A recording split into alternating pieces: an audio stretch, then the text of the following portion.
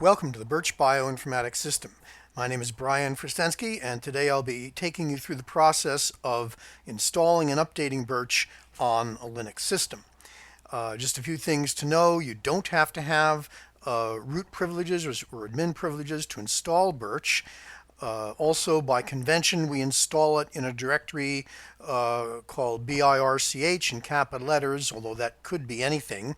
And this directory contains everything in Birch, and so we have an environment variable $birch that tells the location of everything in Birch and is used by Birch to find everything that it needs to find. So you're going to need either a Mac OS X or Linux system, and on that system you need to have Java, the full version of Java, not just the headless version. You'll need Python 2 and 3, the TCSH shell, and finally about 3 gigabytes of disk space.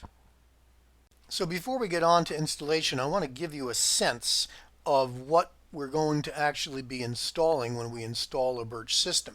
And so the first thing to point out is that you'll be installing Birch in some account. It could be installed in any user account, but if you're going to have a multi-user Birch system, why not just create a user named Birch, and then Birch will be installed as a subdirectory in the Birch home directory. So that's just one little thing to keep in mind when you're deciding how you're going to do the Birch installation. And then you'll note that there are a lot of directories within the capital Birch directory. Admin is for settings of the Birch system. Doc is for documentation. Dat is for data files. Some of these are pretty obvious. Java and Python are for Java and Python libraries. Script is for shell scripts. And then most of those directories are platform independent. They are installed regardless of which platform you're on. But there are two platform dependent directories, and these are bin for whatever platform you're on, in this case Linux x86-64, and lib, which has libraries, again, that are platform dependent. So those are downloaded as a separate file during the Birch download process, and all of this is automated. You'll see as we go along how that happens. So these are the main goals that we're going to have when we do a Birch installation, is to get this directory structure set up. So there are several dependencies we have to check for in a Birch system. The first one is Java, and so the easiest way to check for that is just type Java-version, and it will tell you what version you've got. The most important thing is that it doesn't say headless. We want to have a complete Java install so that we can run graphic applications.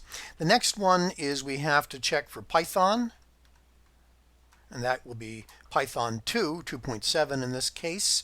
And so you should see the Python shell come up when you type the word Python. To get out of that, you type Control-D, and then Python 3. Just type Python 3, and you're in the Python 3 prompt.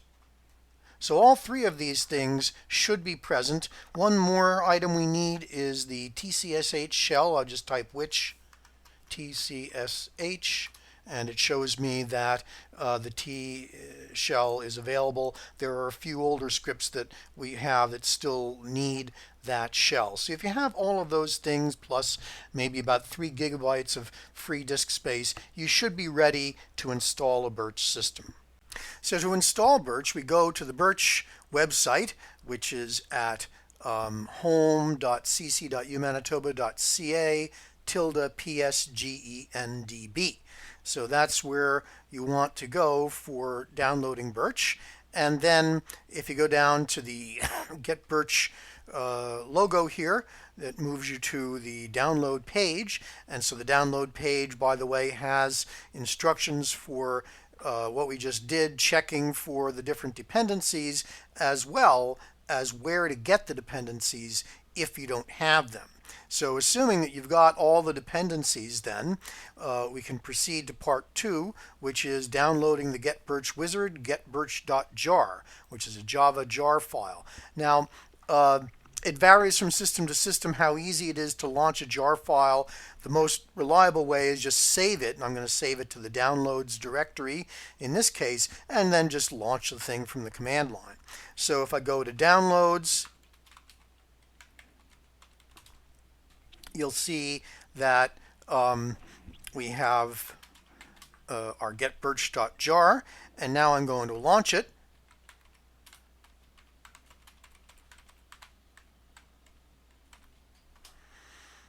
So that brings up the Birch install wizard, and you'll see that we can either do a new installation or update a system. Right now we're going to do a new installation, and the only thing we need at this point is the email address that you want to be embedded in your copy of the documentation, as well as this email address will be used for various other purposes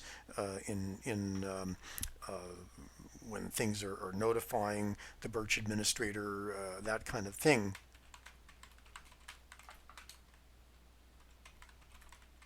So there's my email address, and I'm going to go now to the next step, which is click on the next button. You're just about ready to go. If you're going to stick with the default location, the Birch site will be written to the user's home directory. In this case, the user is named demo, and so Birch will be a subdirectory of that. And then it auto-detected the fact that we're on a Linux 64-bit system, so that's correct.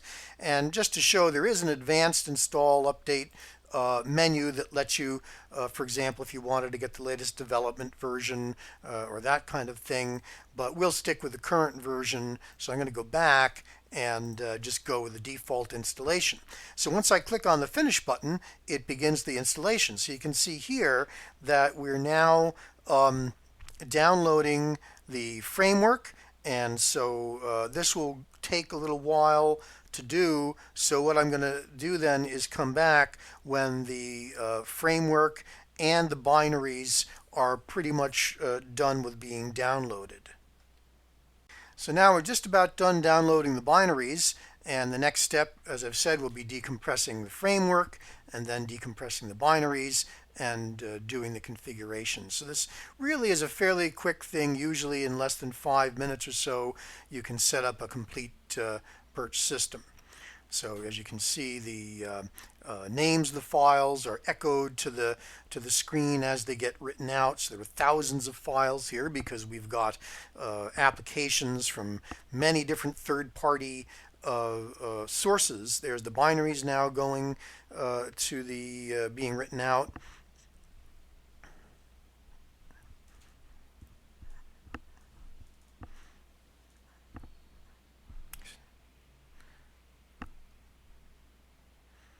So it's doing all the settings. And now we've got our OK button that tells us we had a successful install. And so then your own copy of the Birch website pops up. Now notice that this is a little bit different than the original Birch site. So now we're looking at a page. If you see, this is in the demo home directory under Birch public HTML, index.html. So this is a local copy of all the Birch documentation that can be, this can be modified to correspond to your own system. And so we'll next just go through a few things that verify that you have a proper install completed. So now we just want to make sure that everything installed properly. As I've said, one of the things that should happen is that you'll get your own copy of the Birch website coming up. And then another thing that you'll notice is that on the screen there will be a launcher for Bioinformatics. So this is the interface to the Birch system. If I just double click on that, we should see the Bioinformatics Birch launcher coming up. So this is sort of the main entry point to Birch. It has launchers for all of the major graphical programs on the Birch system, many of which are themselves Bioinformatics interfaces for various tasks, and we'll go into that in more depth on another front. But one of the things that you might want to know about is the Birch admin tool, which is in the file menu. And so that is a BioLegato interface that specializes in changing settings for your Birch system. So for example, if you want to choose the helper applications to launch, you'll have a choice of different text editors that may be on the system, web browsers, PDF viewers, spreadsheet programs, whatever you want to set. You choose the one that is the one that you want for that purpose, and then that program will be the one that's used for your sessions. So there are a lot of other settings. We're not going to go into all of that right now, but if you wanted to update Birch at a later time, all you would have to do would be to go to Update, Add, Install, choose Update Birch, and this would run the Birch installer now for updating your system. So in that case, you would click on Update, you would choose which Birch system you want to update, and then continue to the remaining processes. I'm going to cancel at this point, but I did just want to show how do you update to another Birch system. So what I'm going to do next is one other thing that should happen is if I launch a new terminal, now the prompt should be a little bit different. It should show the name of the machine that you're on, and then the name of the current working directory that you're in. So this is something that Birch will set. By the way, if you want to turn that prompt off and go back to whatever your default prompt is, the Birch admin tool would let you do that. So you have a choice as to whether or not you're going to have this prompt. You can see here that we have now our Birch directory. Oops.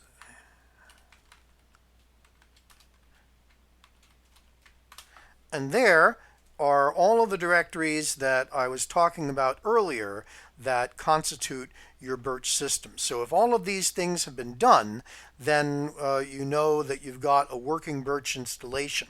Maybe the last thing to mention is that I guess two things to mention. One is there's a link to Birch Administrator's Guide that goes through all of the many things you might want to do, changing settings, choosing helper applications, installing your own local copy of GenBank databases. All of those things are documented in the Birch Administrator's Guide.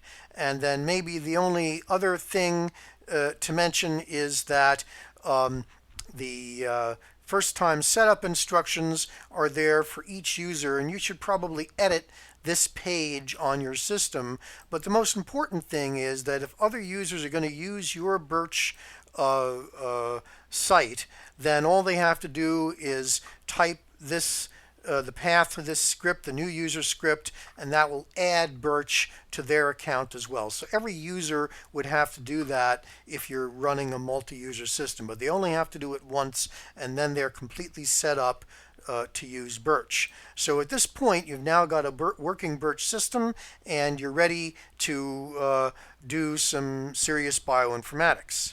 So that concludes our video on downloading and installing Birch, and so you should be ready to download and install your own copy of Birch. And I just want to remind you to keep visiting our YouTube channel for new videos on doing bioinformatics using Birch.